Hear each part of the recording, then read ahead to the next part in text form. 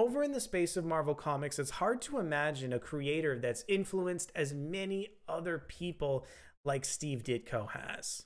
One of my personal favorite works from Steve Ditko is the landmark contribution to the Doctor Strange property that he worked on. In addition to creating the character, Ditko came up with incredibly bombastic visuals. Today, Marvel Comics is looking to follow in some of those footsteps, as creator Tradd Moore is joining Marvel to tell a brand new Doctor Strange story with incredible visuals.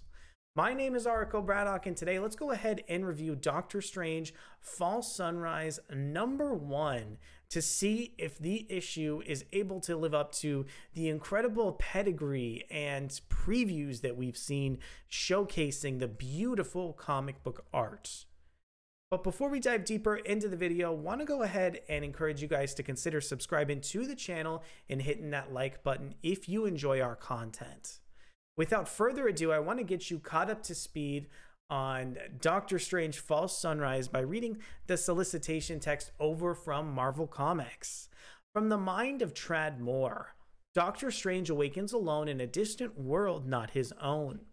Lots of purpose and surrounded by danger, the wandering sorcerer must explore this land of blades and mystery to unravel arcane secrets and escape the deadly horrors that lie in wait. From the fantastical mind of creator Tradd Moore comes a strange story like you've never seen. And I want to go ahead and show off the beautiful cover for the issue. But first, let me introduce our creative team. This issue is written and illustrated by Moore, in addition to the cover being drawn by Moore as well. Moore does nearly everything in this book outside of the colors, which are done by Heather Moore. The letters are done by VC's Clayton, Cowles, and Tradd Moore as well. Here is a look for the cover I mentioned earlier on Doctor Strange Fall Sunrise #1. I love that the cover has a wraparound, so the back cover is also part of the full cover image. And I want to show off, and here's that back cover that I mentioned just a moment ago. If you put both of these together, you'll get a beautiful full cover image teasing some of the themes of the issue itself. But I wanted to go ahead and talk about some of the visuals in this issue to go ahead and kick us off. The main thing that you're looking at in this title are the gorgeous visuals. So much of the story is told in these really small panels that in order to enjoy this issue to the fullest extent, you're going to need to follow it extremely closely and pick out those little plot details that happen between the individual panels of the issue. In fact, if you look at this next page and a kind of blink and you'll miss it, little interruption here, Tradd Moore actually recaps Doctor Strange's entire origin before resuming his fight with this beast here. So I love the way that this issue adds so many different visual elements, and this series also really does not hold your hand. I think Doctor Strange Fall Sunrise is going to take multiple read-throughs before you're really able to enjoy all those plot details and catch little nuances of the comic that you didn't see the first time. Really, what I was looking for in this debut installment was to make sure that the tone of the series, the characterization, and the plotting was all really solid. And across my read-through of the issue, I can confidently report that even though I don't understand the story of this issue to the fullest extent, I did enjoy the different artistic tricks that Moore uses throughout the issue. I love these title pages. I love, how this issue is designed as a whole, but the way that basically the story unfolds itself to you as you continue reading the issue was really something that I latched on to.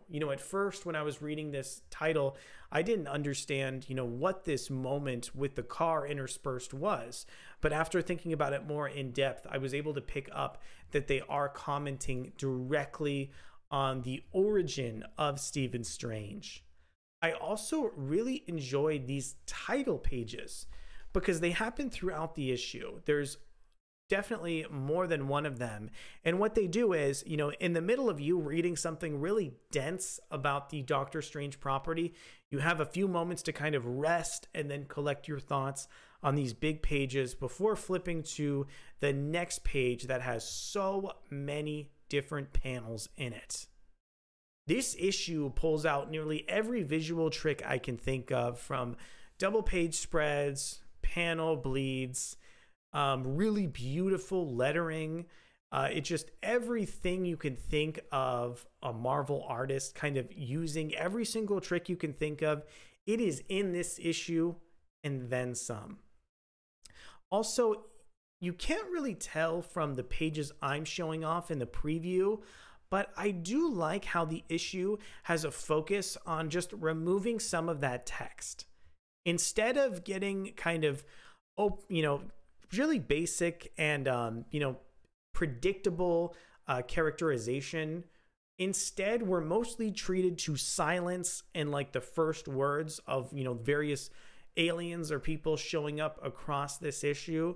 I think the level of sparseness really helps complete this package, because I think to a certain degree here, the beautiful art in the series will speak for itself. Finally, I loved the cliffhanger on the last page of the issue. I thought it gave a little bit more of a direction for the series to go in a future issue. And it gives something that is a little more than just seeing like Tradmore's beautiful art, but there's a story reason to kind of keep you back and interested for the next installment of the series.